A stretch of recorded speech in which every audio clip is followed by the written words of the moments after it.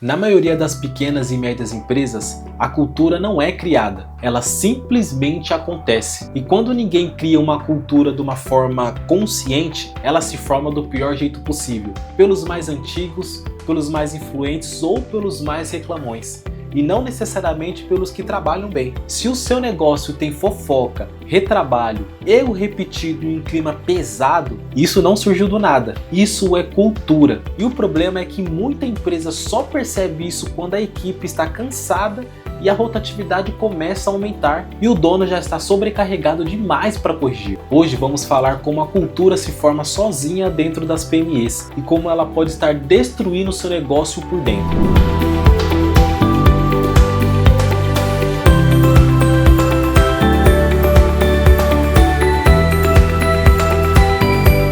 Na maioria das PMEs, a cultura não é algo pensado, ela simplesmente acontece enquanto todo mundo está ocupado demais tentando fazer a empresa funcionar. O dono resolvendo venda, entrega, cobrança e problemas do cliente. E a cultura vira algo distante e quase abstrato. Só que enquanto ninguém olha para isso, ela está sendo criada por todos os dias. Como não existe um padrão claro, as pessoas aprendem observando as outras. E aqui tem um ponto muito importante. Quem ensina costuma aprender de uma forma mais fácil e mais rápido, isso é uma verdade. Mas o problema é que na prática, quem ensina quase nunca aprendeu da forma certa. Normalmente é quem aprendeu sozinho ou aprendeu com o erro, é quem está mais tempo na empresa e fala mais alto e se impõe mais. Não necessariamente quem executa bem. Isso cria um ciclo extremamente perigoso dentro da empresa. O jeito errado vai sendo repassado adiante como se fosse o jeito oficial da empresa. Cada novo funcionário aprende um pouco diferente do anterior e o padrão da empresa começa a se formar sem nenhum critério. Com o tempo, questionar vira um problema. Mudar vira uma resistência enorme dentro dos funcionários. E quem tenta fazer diferente passa a ser visto como difícil de se lidar. E é assim que a cultura se consolida dentro das empresas. Não por decisão estratégica, mas por repetição, acomodação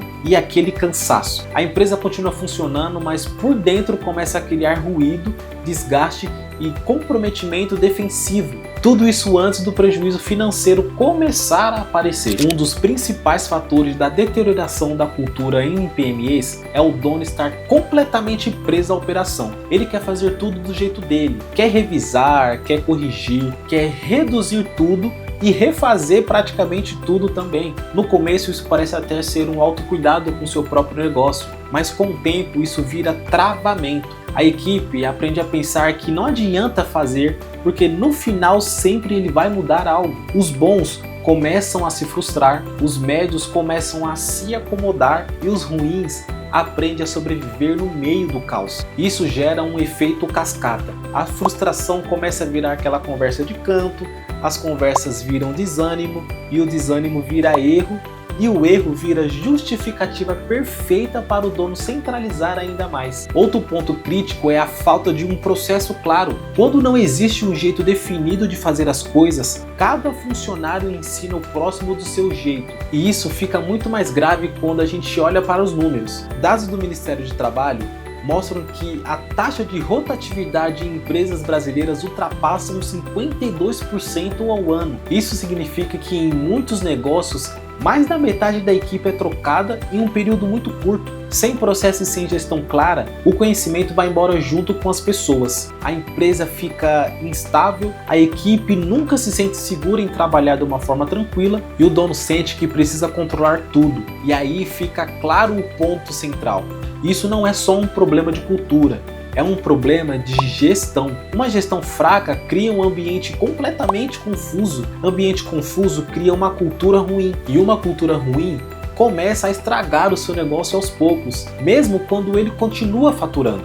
Uma cultura saudável não faz o negócio crescer sozinho, mas ela permite que o crescimento aconteça. Quando existe clareza como as coisas devem serem feitas, a empresa para de depender tanto das pessoas específicas como o dono. O trabalho flui melhor, os erros diminuem e o clima fica cada vez mais leve. Boa cultura não é todo mundo feliz, Não confunda isso. É todo mundo sabendo o que é esperado e até onde ele pode ir e como decidir. Quando a cultura é bem direcionada, o dono deixa de ser gargalo, a equipe ganha mais responsabilidade e o negócio ganha cada vez mais estabilidade. Isso cria um espaço para melhorar a gestão, ajustar os números e tomar decisões com mais calma. Empresas que crescem de uma forma mais organizada não são as que têm a equipe mais motivada, são as que têm menos ruído interno e menos improviso e mais clareza no seu dia a dia. Cultura bem construída não resolve tudo, mas ela começa a parar de atrapalhar. E isso por si só